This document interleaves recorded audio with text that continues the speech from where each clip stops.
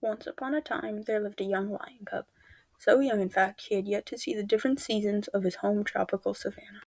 His home was always hot and covered in different grass and shrub species for as far as the eye could see, with a few lone trees providing shade for this young cub and his pride to rest.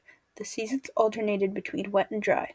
The long dry season that spanned 6 months brought frequent lightning fires. It was in one of these lightning fires that the young cub told his mom he was afraid. "Do not fear, my son," purred his mother. "The fires bring forth growth." The young cub was hesitant to believe his mother because all he could see was the destruction around him and his prey fleeing somewhere safe. After the fire died out, the young cub wandered through the burnt area only to discover that his mother was right. Through the charred debris and soil, small green shoots could be seen. The fire removed the large dominant shrub and grasses, leaving room for new growth. As time passed, the new growth brought back the prey in abundance, for they grazed on these healthy post-burn plant species. The young cub learned to not fear the fire, as it brought forth greener grasses and more prey. Tropical savannas lie between latitudes of 10 to 20 degrees. The soil is dense and impermeable, making it difficult for trees to grow and allowing grasses and shrubs to dominate. Due to the alternating wet and dry seasons, lightning fires are a frequent occurrence in the tropical savanna.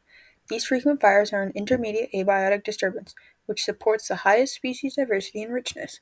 The frequent fires reduce the biomass of competitive shrub species, opening ground space for more new species to grow. If the fires were suppressed, the competitive shrubs would take over, decreasing the biodiversity of the tropical savanna.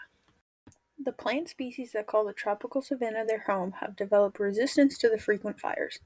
These plants store their water and nutrients in their roots so the water is not lost and the plants can regrow when the rest of the plant burns. Additionally, some plants, like the trees, have thick bark that is resistant to the fire. The new plant growth attracts more herbivores to the recently burnt area for better grazing of fresh grasses.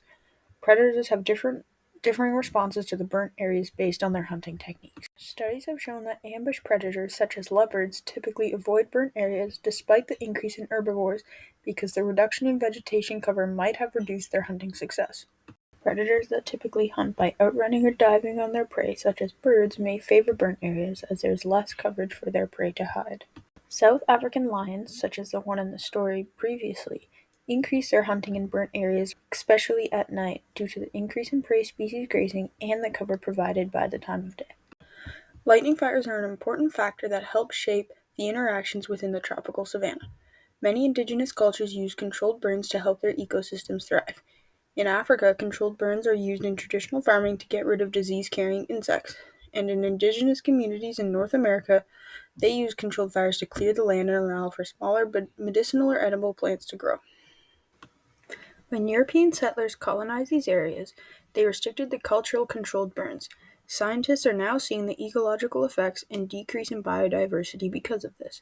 Ecosystems benefit from intermediate levels of disturbance, such as fire, and I believe that scientists should learn from the indigenous cultures and consider a similar technique as controlled burns.